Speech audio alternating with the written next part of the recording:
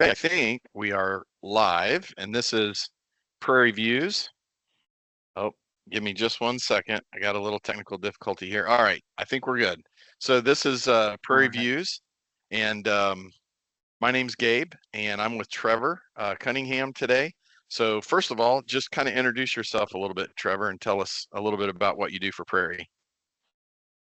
Yeah. So Trevor Cunningham, I'm a environmental scientist with Prairie. I've been here a little over 7 years now. I work out of our Hazelwood office in the St. Louis area. Work on environmental restoration and NEPA projects, kind of a wide variety of things. Yeah, and right before we went live, you told me where you are today. So where are you, and what are you working on today? Yeah, I'm actually in rural west or NRCS, doing threatened and endangered species habitat surveys and wetland delineations on a couple of flood control projects out here. So out in western Oklahoma, that's a ways out there. Yeah, yeah, Yeah. we'll So get out here Monday. so tell us a little bit, how did you get into environmental science? Kind of what drew you to that field? I think I've always like had a passion for nature and the outdoors. So I knew I wanted to pick a career that would, let me explore that. And I kind of stumbled into doing forestry work after college. I went out and worked out west for the Forest Service, and then came back to Missouri and worked for the state. And then that eventually led me to Prairie and into, kind of other aspects of environmental science. So yeah, I think really just having the opportunity to help restore and protect some of our natural resources is the big draw for me. Yeah, you have stories from fighting fires, wildlife out in the west. Yep, yep. Did that for a couple years in Idaho and Wyoming. It was an Yeah, adventure. that's awesome. So since you've been environmental scientist and with Prairie, like what's a project that you're really proud of, and why are you proud of that project? I think probably the one I'm most proud of is our reforestation contract that we hold with the St. Louis District Corps of Engineers. We're in, I believe, the 8th year of that contract. So, over that time, we've built a really good relationship with the folks over at the Rivers Project Office. And we've really gotten to know some of these areas that we're working in along the Mississippi and Illinois rivers. And it's been really cool to see some of that restoration kind of taking shape over the last, 6 to 8 years. Yeah. Some of the trees that I remember either being freshly planted or even that we planted are now, starting to get some size to them, and that's pretty cool to see. It's awesome. I saw some drone video of one of those types of projects not too long ago, right at before the trees were planted, actually. I think all the rows were set up and everything. And I'm hoping to get a drone pilot out there pretty soon now that the trees have been planted to get some of that coverage again and then watch it develop and grow over time. Yeah, that was up at Clarence Cannon National Wildlife Refuge. Yeah. We planted several thousand container trees up there on berms that we had made. So this Yeah, wasn't that a was a neat prepared project. question. Yeah, not a prepared question, but like how many snakes did you run into on that? On that one, I mean, we were out there in the late fall, so none on that one. Yeah. But several of our prairie plantings early this spring, I was probably doing a bit more snake wrangling than planting. Yeah. That's if I see something slither, I can't help but to go try to investigate. Yeah, go check it out. Yeah.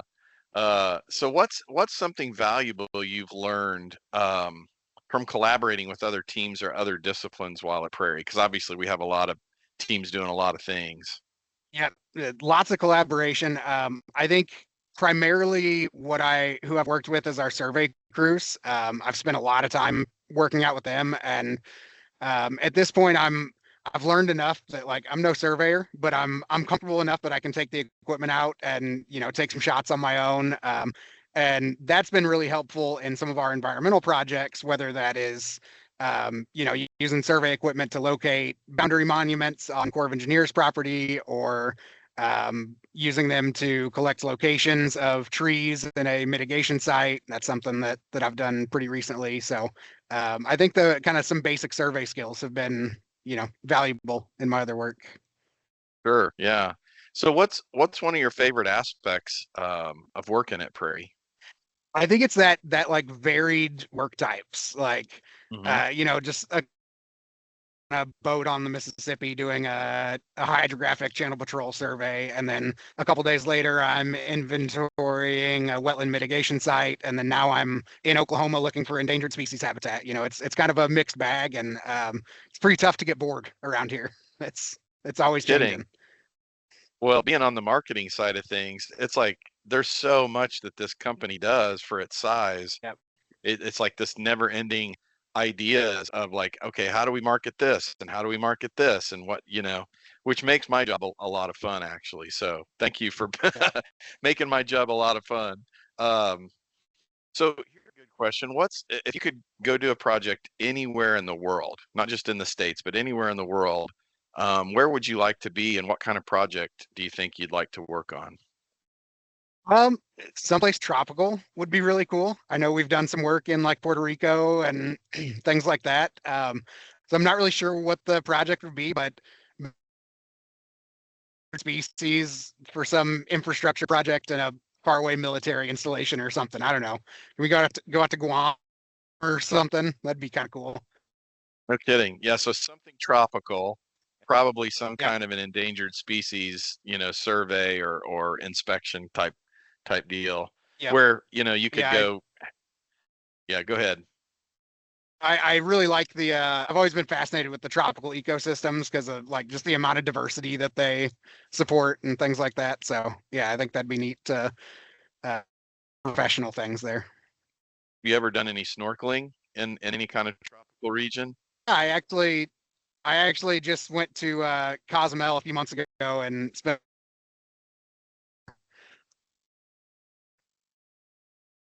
That's awesome. Trevor, I think your connection's a little rough. We had a little bit of a rough time hearing your answer there, but I think it had to do with Cozumel and doing some snorkeling there. Yep. Yep. Cool. What's kind of the most MacGyver thing you've ever done on a project? Probably constructing our landing craft. We have quite a bit of restoration work on islands on the Mississippi and Illinois rivers, and we needed a way to get equipment and plants and things like that out to the islands. So, I found an old tri-tune on Facebook Marketplace, and then worked with a local welder to fabricate ramps and a new deck and things like that, so we can pull right up to the shore and load an ATV or UTV and a mower or a couple hundred trees and head out to our islands. Something that I haven't really seen from many other groups, being able to do that kind of thing, and it's really opened up work for us, and it's become pretty integral in our work for the last 6 years or so. Wow. That those kind of stories, I keep hearing stories like that almost every interview I do on this Prairie Views, and it really does speak to one of the three core values that we have as a company is a can-do attitude. And it's like if it needs to be done, it just seems like our people have a knack for figuring out how to do it, even if it's unconventional or some piece of technology isn't working the way it's supposed to your trying to get things out to an island in an unconventional way but still being able to do it and get it done. So that's something cool. And if I always like to mention, if people are thinking about working for Prairie, that's one of those really truly valued things that it's not just on a wall or postcard, like these are our company values, but it really, I think, like we really do that. We have this can-do Yeah. attitude where we do these things all the time. That's really cool. Anything else comes to mind when you think about, unconventional ways to solve problems or? I mean, every day there's Yeah. problems you got to solve. Today it was how do we get around 50 different barbed wire fences and a bunch of mama cows with fresh calves that don't want us near them, and how do we get across these creeks? There's always problems to solve. It's just part of the job. Gotta Awesome. figure out how to get it done. So if you were not a professional scientist doing what you do, what other career do you think you might have chosen and why? I kind of thought of different career options, but I think if I wasn't doing this, it would probably be teaching. I really like learning. And the fun part of that is getting to share that knowledge with people. Find somebody that's interested in something that I'm interested in, I can talk off about snakes or trees or whatever it may be. So Yeah. maybe a naturalist or something at a state or something like that, something in the realm of teaching, I think. Yeah. Well, and who knows, you might get that opportunity, later in your career when you're like, okay, I've been in the field long enough, maybe I need to teach somebody else how to do what I've been doing. Definitely. Yep. Well, Trevor, I hope we can make it to the end here. Your connection's kind of getting a little bit wobbly, but we'll see if we can get to the end here. So what are like three things that make for an ideal client? So when we're working for somebody and trying to get a job done, what's something that really stands out to you that makes an ideal client? I think one of the biggest things for me is a client that can be in their scope. Sometimes we'll read a project scope and you're kind of just scratching your head, like, what do they actually want? Um, Responsiveness, there's always questions that come up or issues. So a client that is easy to get a hold of and quick to respond to.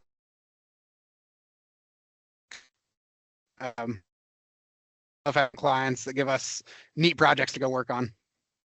Hook up to that. I think what we did on was scope, understanding what it is that they want. And another thing would be being responsive. So when we have questions or we need clarifications on things, being able to respond to us when we need. And then we didn't quite pick up on the third thing. What was the third thing?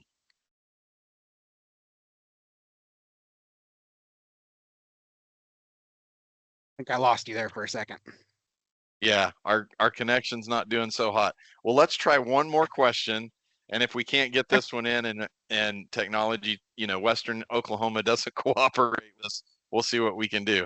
Um, Tell me a little bit about what kind of person really fits in with our company and why those characteristics fit in well with us. So I think flexibility and the ability to problem solve are like the most important things. Um, just because of the nature, you never really know what's coming next, where you're going to be the next day or the next week. So being able to stay flexible and then being able to solve problems. Like I mentioned here, there's things that come up that you don't Yeah. to the field, and then you just need to be able to over. So yeah, I think flexibility and problem are probably Yeah. the most important for me. Yeah, I totally agree. And I think we're going to have to exercise some flexibility today because our internet connection is not very good at all. But we'll exercise some flexibility and probably have to end this one just a tad early. But yeah, I totally agree with that. Flexibility and problem solving.